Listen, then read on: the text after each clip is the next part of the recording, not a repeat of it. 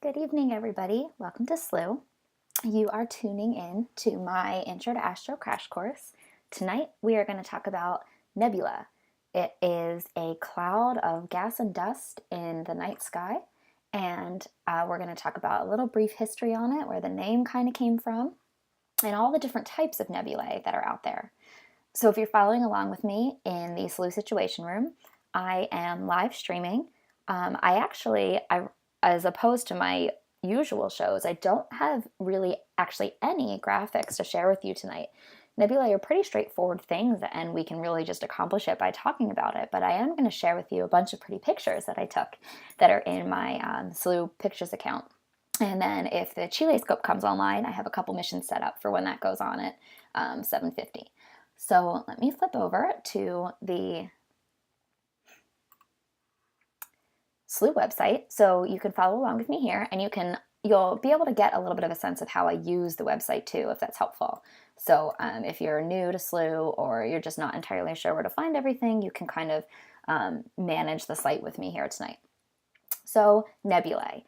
It is the plural form of the word nebula, and these are interstellar clouds of gas and dust. The word nebula is of a Latin origin, and it's the word cloud. It originally referred to a mist, a vapor, a fog, a smoke. When you see images of these things, you'll kind of see that like wispy, sometimes tendril-like shape about them. About as early as 1730, the word nebula took on its astronomical meaning as a cloud-like patch in the night sky. So when you look up at the sky and you see a bunch of pinpoints of light, you're looking at stars, but when you see something a little bit fuzzier, it doesn't really come across as a sharp point of light. It's fuzzy, like I'm thinking, so I have two cats at home, and so I'm constantly finding their hairballs in the corner. I know that's a little gross, but something fuzzy like that, that's what you see when you look up at the night sky. That's not a star. Sometimes they can be confused for galaxies, and this actually happened way back in the day. So these faint, fuzzy objects through early telescopes, sometimes they were resolved into groups of individual stars called star clusters. Into the 20th century, astronomers still referred to galaxies as nebulae before their true nature was discovered as these, immense gravitationally bound star systems. What happened was everything in the night sky, early astronomers and philosophers thought it all belonged to our Milky Way galaxy, barely even knowing what the Milky Way galaxy was. It's so hard to determine the third spatial dimension. When we look up at the night sky, this is what we actually call the celestial sphere. It's the fact that everything appears to be on the same plane. This is where constellations come from. So the objects in constellations aren't necessarily anywhere near each other in that third depth dimension, but they appear to be because they're so far away that we lose sight of that third dimension. If two children are 200 feet away from you and they're 5 feet apart, you might not be able to tell that they're 5 feet apart because they are just so far away in comparison to their size. So when they looked up at the night sky, the early astronomers and philosophers, they just saw a bunch of things that looked like they were all on the same plane. They thought they were all in the same Milky Way galaxy, so they did not know that a lot of these fuzzy shapes were actually other galaxies, and everything just got the word nebula. By about 1920, it was Edwin Hubble, who I mentioned last week on my galaxy show, that he had measured the distance to a Cepheid variable star, so a star that was pulsating in a nebula. And when he measured this distance, he realized how far away it and the nebula was in was, and that this nebula was not just any old nebula at all. It was actually another galaxy. And that was the revolution of multiple galaxy systems in our universe. So modern astronomy recognizes several different types of nebulae, and we are not talking about galaxies anymore. Those are definitely not nebulae here, but we are going to talk about there's emission, absorption, reflection, planetary, and supernova remnants. All of those are different types of clouds, interstellar clouds of gas and dust. With our current sophisticated telescopes, we're able to distinguish more detail in the nebulae and how that they interact with light differently due to their composition and their structure and where they're located in the sky. So the first type of nebulae is an emission nebula. So I'm going to, on my SLU account, so if you want to know how I got to my pictures, if you go to telescopes, my pictures, that's how I got here. I have a lot, so I'm going to filter by nebulae. And here are all the missions that I've gone on to see these different clouds. And then if I click on photo roll, it'll just pull out for me the actual images. So missions, you can see I have more photos than I have missions. So that's for two reasons. One, a mission provides you multiple images. So if I have 3 images from one mission, I'll have 3 in my photo roll, but only 1 mission was taken. The other thing is if you take a live image during a live feed, if you snap an image with the camera button, then it'll go in your photo roll, but you didn't actually take that mission. So by scrolling my mouse over these things, I can see their names still. So if we're looking, we have a reflection nebula. The Orion Nebula is an emission nebula. We have the Rosette Nebula. This is one of my favorites. I love the dull pink of it. The Tarantula Nebula, which does come in color, but I thought that the black and white image was just really eerie. And we have the Horsehead Nebula, which is going to be really difficult for you to see. I'll bring it up when it's time to talk about it. But I'm just kind of showing through, here's a much better version of the Orion Nebula. Just checking that you can see what I think you're seeing. Here's a dud. So I'll delete this image. If you want to delete, just hover over the X and it'll go away. Sometimes if I have 2 of the same thing, I'll delete one if I just don't want it. No pressure. I just like to keep mine low. Here's another couple images of the Orion Nebula. Obviously, this one is the best one. So this one was taken with the Canary 1 telescope, our big 1/2 meter. These were taken with Canary 2. So you can see how even though the same object in the night sky might be visible in multiple telescopes, there are telescopes that are optimized for objects in different ways. So if you're going to image the Orion Nebula, maybe you should use Canary 1. Anyway, so an emission nebula. Well, if you know what the word emission means, then it is exactly how it sounds. This cloud of gas and dust emits its own light because the gas that's contained within the cloud is so hot. So near this cloud of gas and dust is a bunch of stars. And these stars ionize the gas in the nebula to such high temperatures. There's an abundance of hydrogen gas sometimes with the nebula is a particularly red or pink color. Look at the Orion Nebula for a great example. There's an abundance of hydrogen gas. These nebulae are occasionally referred to as stellar nurseries because the nearby stars that are forming the light that are heating up the gas in the emission nebula and causing it to emit light because it's so hot. This extra heating of the gas can cause star formation, and it's also presumed that these stars that are nearby were formed in the nebula itself.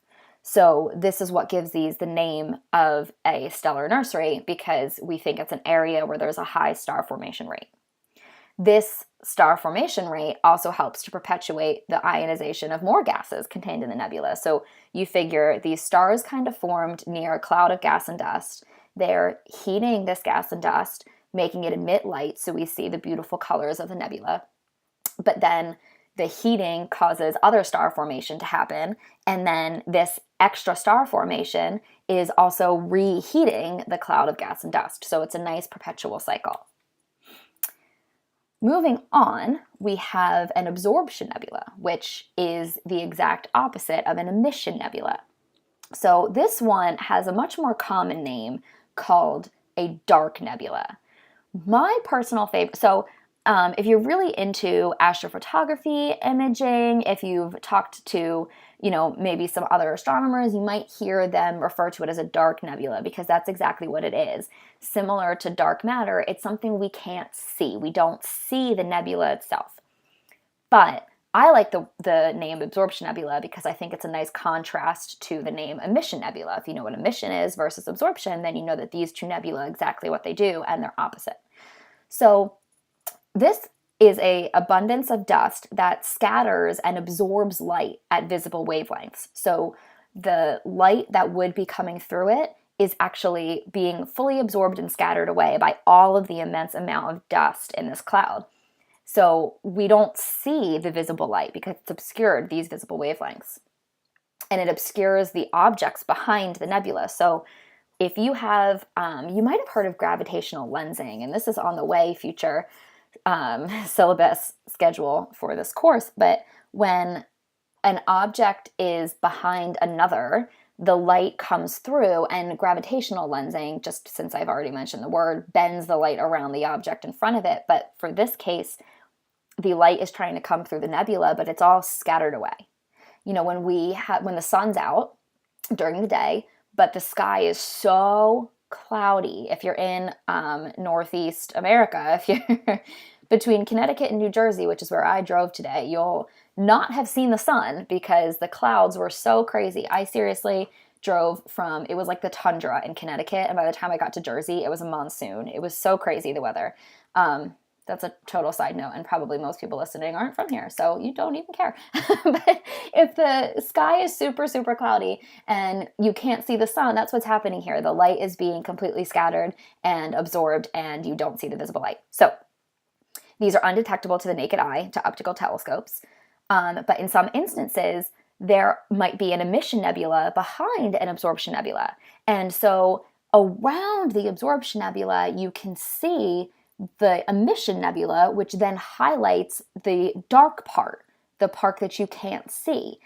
So we see kind of like an irregularly shaped patch of black in front of the emission background. In contrast to the hot emission nebulae, absorption nebulae are among the coldest places in the universe, ranging from roughly 15 to 100 Kelvin, which is colder than many of the coldest planets. So this image that I'm trying to show you right now is the Horsehead Nebula. This is an absorption nebula, and it's definitely not one of the best pictures I've got. Let me see if I turn on my brightness, if that helps. It's just the one that I happened to take with the telescope, so I challenge you to go out and take a better image and share it with me. But if you can see, there's kind of this reddish pink emission coming through, and then there's a dark patch right here. And now if you turn your head to the right sideways, you'll see that this is supposed to look like a horse head. I actually wonder if I have a better image somewhere on my computer that I might be able to post for you later in the discussion board chat. But these are really cool, and we did a lot of absorption nebula highlights in our Monsterlation show back in October around Halloween. That was super fun. So then the next type of nebula is a reflection nebula. So again, as it sounds, these are clouds of dust that are reflecting the light from nearby stars. So an emission nebula has nearby stars that are ionizing the gas to be really hot and make it emit its own light. Absorption nebula are absorbing and scattering away any of the nearby light, and so they appear dark. Reflection nebula reflect the light from nearby stars, and so generally blue. Their color comes from the scattering of the light of the neighboring stars because the blue light scatters much more efficiently than the redder wavelength light. So if you're familiar with the reason why our sky is blue, that's because our sun puts off white light, and when the light gets refracted in our atmosphere, it's kind of like a lens, the red light is much longer wavelengths and it's not scattered very efficiently, but the blue light with very short wavelengths gets scattered very efficiently, and so we see blue, which is why when the sun is setting and it's going through much more atmosphere than when it's overhead, the blue light is all scattered away and you're left with the long red wavelengths. So this is what's happening in a reflection nebula, is that generally the light that is most efficiently scattered is blue. These nebulae also indicate the presence of nearby star formation because, of course, they need nearby stars in order for them to reflect the light to be called reflection nebula. So I am going to go back, and I actually am not 100% positive if I have a reflection nebula or not, but let's take a look. I have one on the schedule for tonight, which is what I really wanted to show, but I'm not 100% sure if it's going to be online. So here we go, a reflection nebula. Perfect. And see, here's that beautiful blue color. And you can even see the stars where the light is reflecting them. And what's cool is that unlike an emission nebula, which just the whole, gas is ionized and hot and emitting light, you can see where the brighter stars are, that the light is more reflected in these areas. The hotter stars, the bigger stars, more reflected light. Moving on, we have two more types. I hope I'm not rushing through this. I actually have, I'll share with you because I'm really excited. We have an info webinar at 8 with the NSF for that grant that we were awarded. So we have an info session tonight at 8 o'clock. And so I definitely have to be done by then tonight, but it's for a really good reason. So I hope you can all appreciate that as much as I do.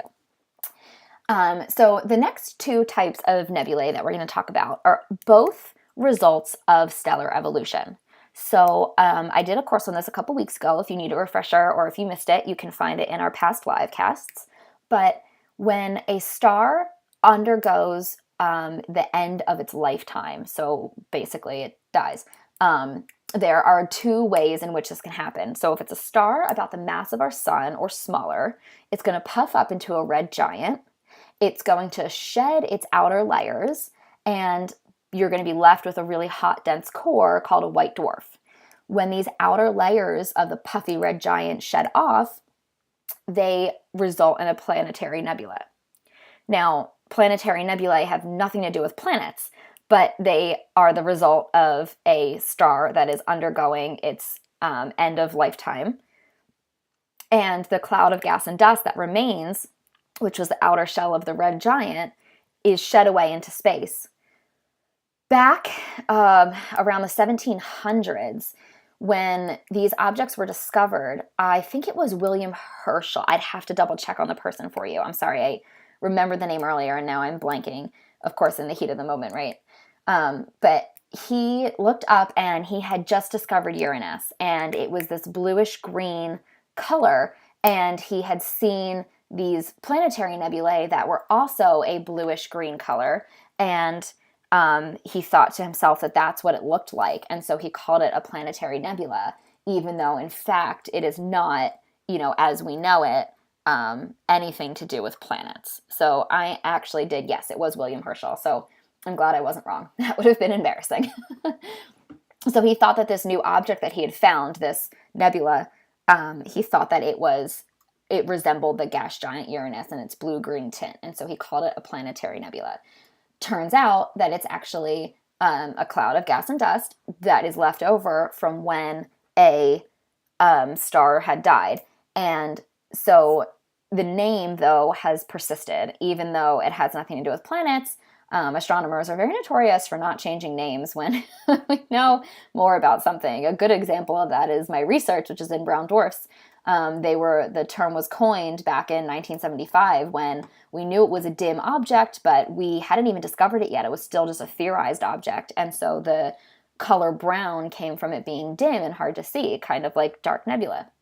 So then when we found them and they're not brown, we still call them brown dwarfs. So that's entertaining. And then the last type of nebula is actually a supernova remnant.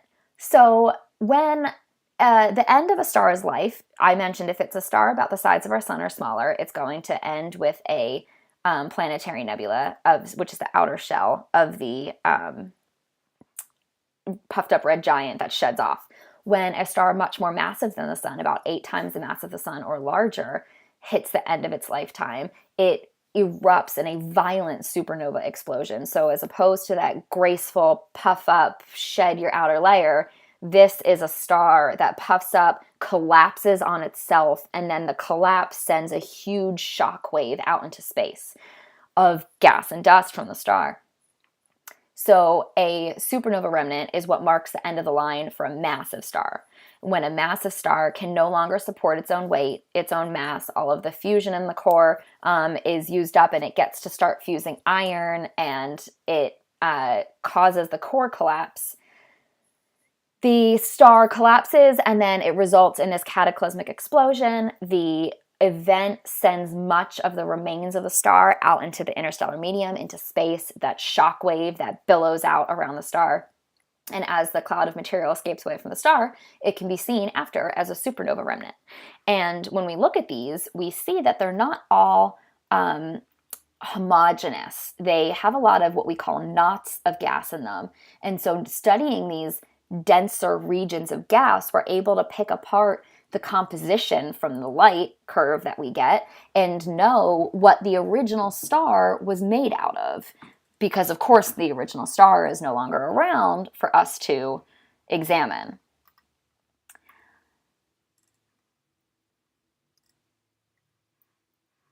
I'm just going through my, I thought maybe I had an image of the Crab Nebula, which it appears I don't.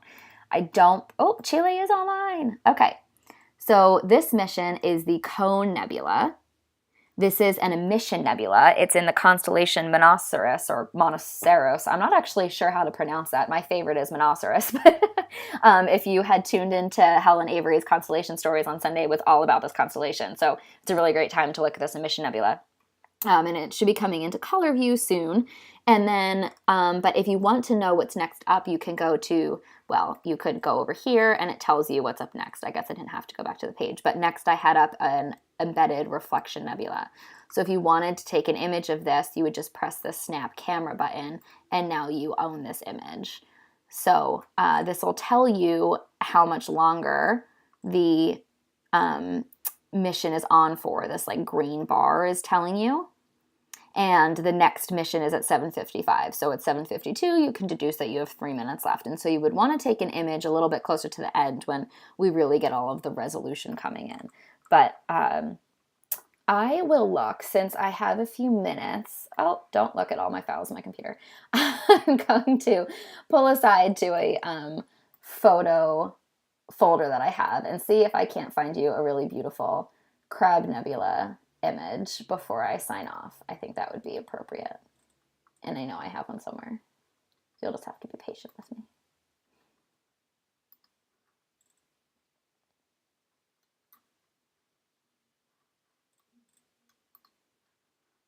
I swear I have one somewhere.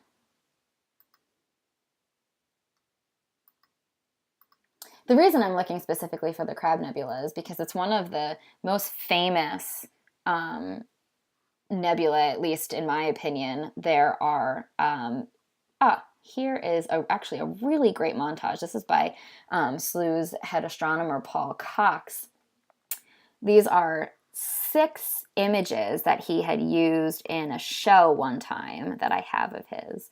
But so obviously they're not all nebulae, and we've got a couple galaxies. Here's the Orion Nebula, but this one on the top left is the Crab Nebula. And so the Crab Nebula is a supernova remnant. It's in our Milky Way, and it's very, very famous. It's one of my favorites. You can find images of it all over. So if you want, I would suggest making a reservation of all the different types of nebulae that we have and comparing them and really looking at, you know, how a dark nebula is different from an emission nebula and a reflection nebula. But these are definitely 2 of my favorites, the Orion Nebula and the Crab Nebula. And in the Crab Nebula, you can see those knots of gas that I was talking about. So let me try to zoom in a little bit here. Nope. Oh, there we go. Awesome. I zoomed in on the wrong part, but that's okay. We're going to scroll up. Beautiful. We can see here these knots of gas that I'm talking about. And so when supernovae astronomers are studying the light from these remnants, they want to know what the star was made out of before it exploded. And somewhere in the core here is going to be the remnant of the star, the actual either black hole or neutron star that's left over, the hot dense core. But these knots of gas are what we study to get the composition of the original star, because it's much easier to get a nice light spectrum from these different denser regions of gas than it is from the more diffuse regions of gas. So last but not least, let me just refresh. We are now on the Reflection Nebula in the constellation Vela. This is called the Embedded Reflection Nebula.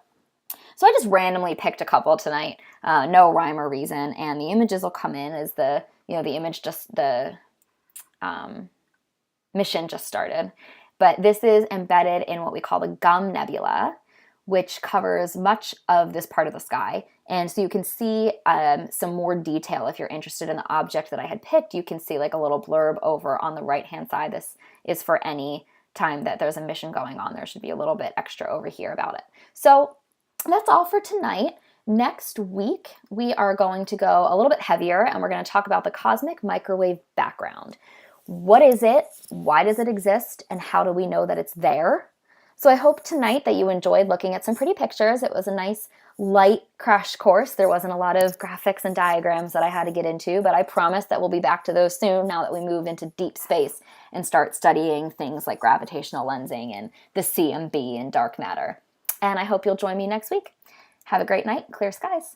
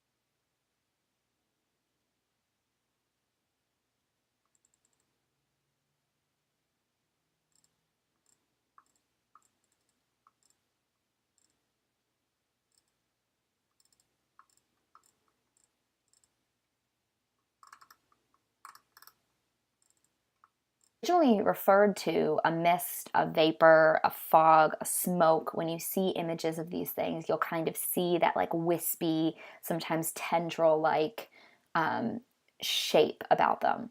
About as early as 1730, the word nebula took on its astronomical meaning as a cloud-like patch in the night sky. So when you look up at the sky and you see a bunch of pinpoints of light, you're looking at stars, but when you see something a little bit fuzzier, it doesn't really come across as a sharp point of light. It's fuzzy, like I'm thinking, so I have 2 cats at home, and so I'm constantly finding their hairballs in the corner. I know that's a little gross, but something fuzzy like that, that's what you see when you look up at the night sky. That's not a star. Sometimes they can be confused for galaxies, and this actually happened way back in the day. So these faint fuzzy objects through early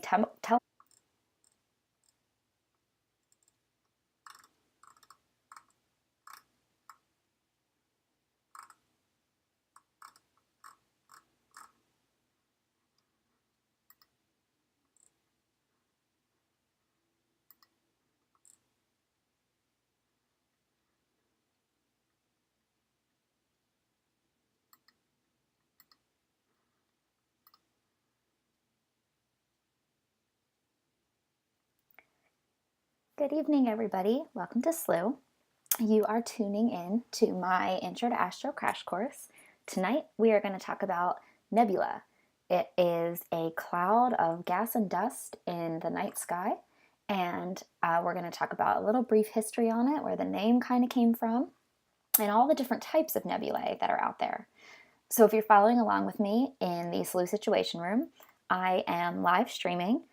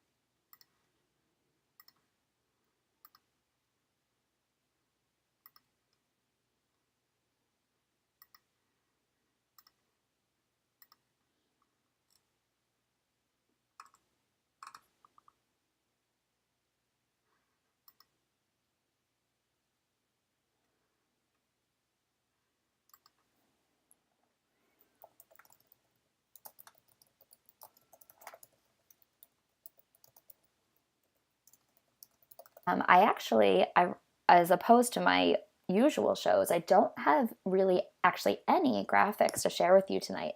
Nebulae are pretty straightforward things, and we can really just accomplish it by talking about it, but I am going to share with you a bunch of pretty pictures that I took that are in my SLU Pictures account. And then if the Chile scope comes online, I have a couple missions set up for when that goes on at 7:50. So let me flip over to the